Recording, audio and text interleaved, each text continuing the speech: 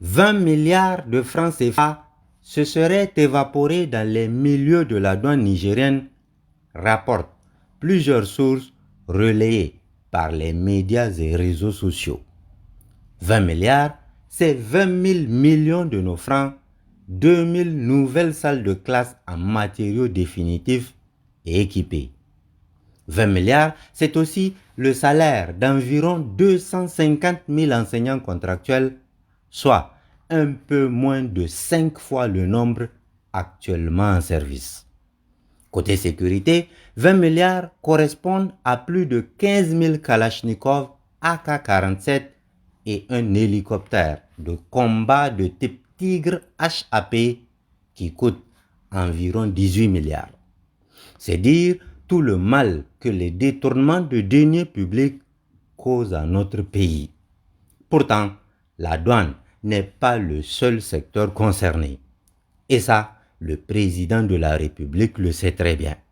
Il avait d'ailleurs annoncé la tempête lors de la présentation des vœux de nouvel an le 13 janvier dernier.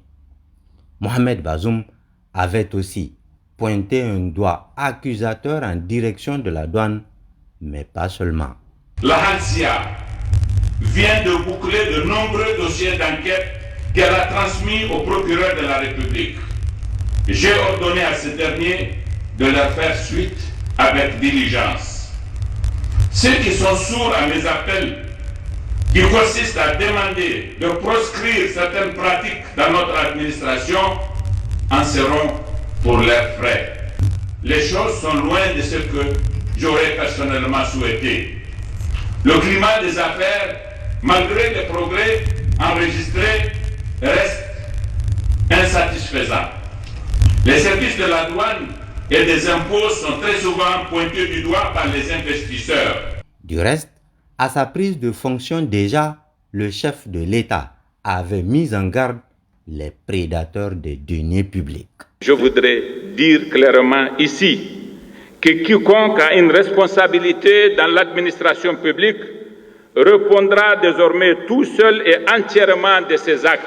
Son parti politique, sa base entre griffes, sa famille et sa communauté ne lui seront d'aucun secours au cas où son comportement devrait commander une mesure coercitive à son encontre.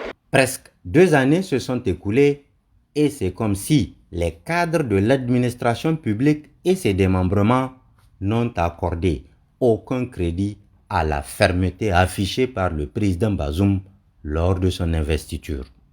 En tout cas, les pratiques de détournement continuent dans l'insouciance totale de leurs présumés auteurs et se chiffrent non pas en milliers ou millions de francs CFA, mais bien en milliards. Affaire Sopamine Tanadi, près de 4 milliards. Affaire Bagri, 5 milliards.